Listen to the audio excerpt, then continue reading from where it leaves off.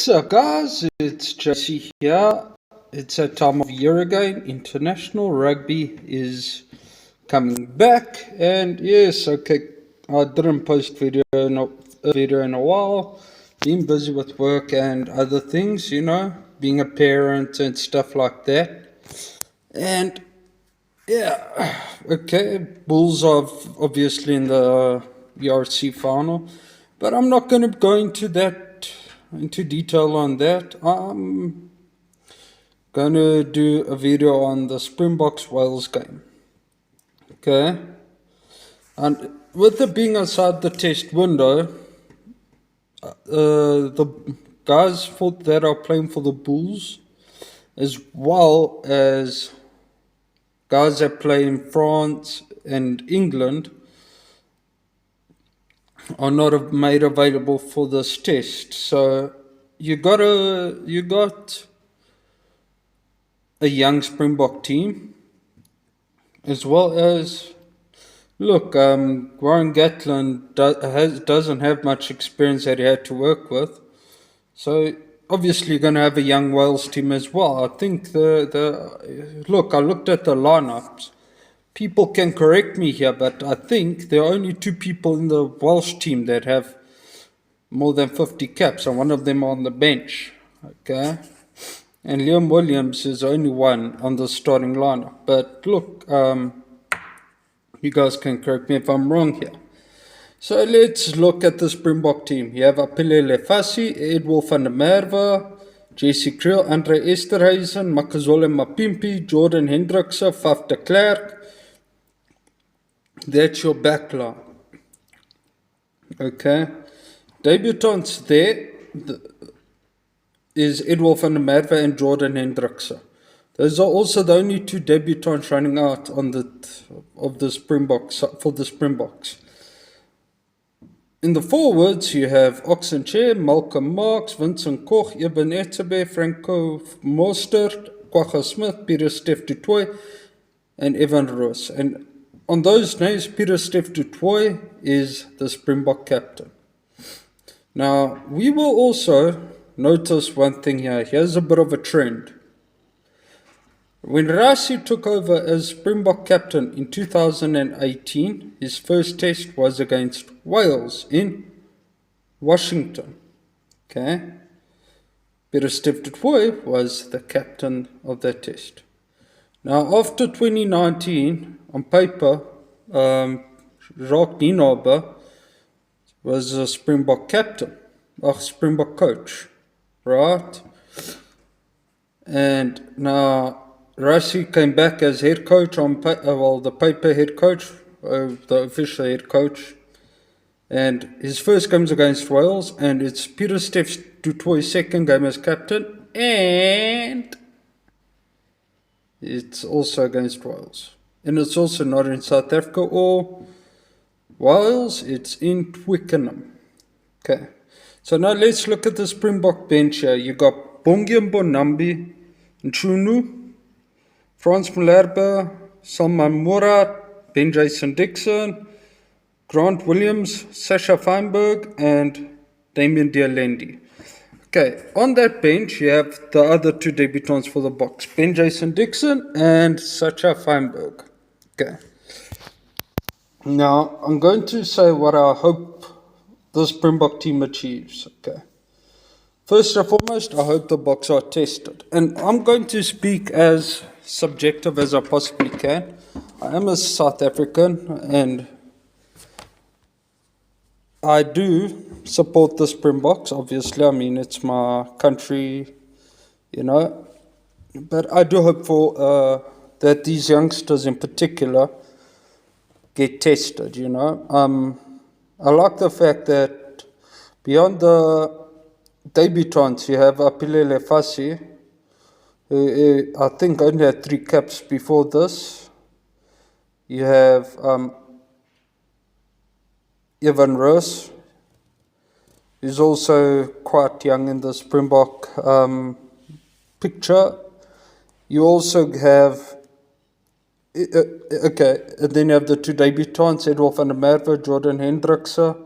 You also have Pieter-Steph du Toit, despite being one of the senior players, he is captain of the team. It's, to me, I like that because let's be honest here, the two World Cups that we recently won, how many players from those World Cups are going to play in the 2027 World Cup? So you also need to blood new players, and there in that picture, yeah, you got a couple of guys like Faf de Klerk who may make it to the World Cup. Peter Steph du Toit, Ibn Etzebeth may or may not play there. So you also need to blood a couple of new players here. Okay. On the bench side, with Ben Jason Dixon, Grant Williams, Sacha Feinberg, Salma Murat, and Chunu. Those youngsters, I hope that they at least get a bit of game time. I know Rassi likes bringing on, particularly the forwards, quite early on in the second half. So you may see Bongi Bonambi, Nchunu, Frans Belerbe, Salma Murat, and Ben Jason Dixon. Those five guys get a bit of game time. But I hope particularly for Ben Jason Dixon and Nchunu and Salma Murat to get at least half an hour in this game. Right. Now, on the Welsh lineup, let's look at, you have Cameron Winnett, Liam Williams, Owen Watkin, Mason Grady, Rio Dyer, Sam Costello, Ellis Bevan. That's your backline, okay. I see what Gats is doing here, and it's, to me, he's not looking at the losses or the terrible Six Nations. He's building a team here, and despite the Springboks having a young squad here with two debutants in the starting lineup, the Welsh team is still looking a lot younger, if you know what I mean. But don't let that fool you. And now we go to the forwards. You have Gareth Thomas, Dowie Lake, who's a captain, Henry Thomas, Ben Carter, Matt Screech, Tane Plumtree, James Botham, and Aaron Wainwright. Okay, also young up front. Dowie Lake, young captain. Okay. I like the faith that Gats has in Dowie Lake as captain over here, and Tane Plumtree, he's not a bad player, but I wouldn't start him just yet, particularly after being out for more than half a year. With injury, I wouldn't have started him here. But look, you need a bit of experience. Wales have nothing to lose here. Okay. Now we go to the bench. I have Evan Lloyd, Kingsley Matthias, Kieran Asirati, James Asirati, Mackenzie Martin, Gareth Davies, Eddie Jarvis, and Jacob Botham. Now, the most experienced player on that bench is Gareth Davies. Okay, great number 9. He can bring a bit of impact off the bench. Okay, I'll be honest. If you look at the bench there, beyond the forwards, just look at that number 9 position over there, the scrum half on the bench. Okay, that 21. That should be a bit of a mismatch. I mean, you have 70-odd caps against Grant Williams. Okay, look, but unfortunately, that's not where these games are normally decided on. All right.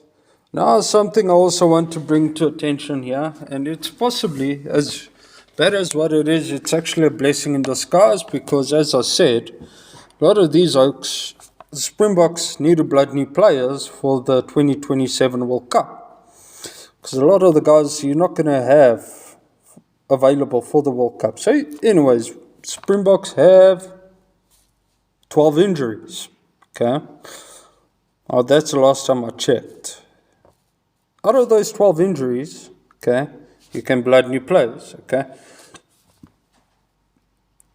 On depth, now we already know Springboks have depth. I think, I'm saying this subjectively, I'm not saying this only as a Safa. You can have 4 squads, okay, 4 different rugby teams, okay, and all 4 can perform decently and put on a competitive match, okay.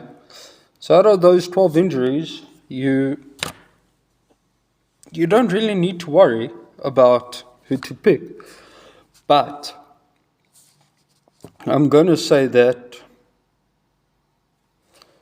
with the new players that you need to blood, the youngsters and the guys that are going to retire before the next World Cup, those 12 injuries couldn't have come at a better time. And I'm sorry to say that. I mean, look, my favorite players are among those 12 injured players. Okay? And Willie Leroux is also there. And I'm going to say this, Willie Leroux, I doubt will make the next World Cup. If you look at his age now, okay. Cheslin Colby is still a youngster, so he may make the next World Cup, but you already have 2 guys that can replace Cheslin Colby. Right, but those 2 guys are also on the injury list. So it's Kurt Lawrence and Kaina Moody. So what do? You have to go look elsewhere. It improves your depth chart already. Okay? So those 12 injuries may be a blessing in disguise. Okay? Now what I'm hopeful for is that Springboks, from the Springbok front, is that it's a decent game. Okay? Springboks get tested, and that both sides, young players on both sides, actually put their name up. Sorry about that. I'm working night shift. The youngsters from both sides of the ball actually put their hands up and say, "Hey, you know what? We can actually do this. Okay, we can." And they make their coaches proud. Particularly, you know what? Yeah, I'm a Springbok and a South African and stuff, but I'm hoping for an improvement from Wales. I like the Welsh, I do, okay? And I mean, I like the youngsters and Warren Gatland. I like Warren Gatland. I like him. He's straightforward, down to the wire type of coach, okay? And you know what? The sport of rugby needs more coaches like that, okay? And Wales didn't have a good season this year. Lost to Italy. Horrible Six Nations for the last 2 years, okay? You had the potential strike, budget cuts, a lot of their senior players retiring and things like that. So you know what? The Wales need a good season, okay? And that's why I say I want a good game here, okay? Yeah, my favorite team against a team that I hope actually does well and I actually hope improve. Now, on my point, everyone's most probably wondering what my prediction is. I'm going to say the Boks to win this game, okay? Purely because it is a young Welsh team. And Wales haven't been doing well. And look, I'm not going to put a score prediction there because, I mean, I first want to see how these Oaks play, man. You know, particularly the debutants. But yeah, the Boks to win. And I'll be honest, I hope to see some of these guys actually lace their boots up. Look, I don't think many of them are going to play against Ireland in the Ireland series. But I hope to see a few of them in the Rugby Championship as well. And we also have a match against Portugal coming up, and it's a perfect opportunity there. Let me know what you think in the comment section, and please like and share. Thank you guys. Bye.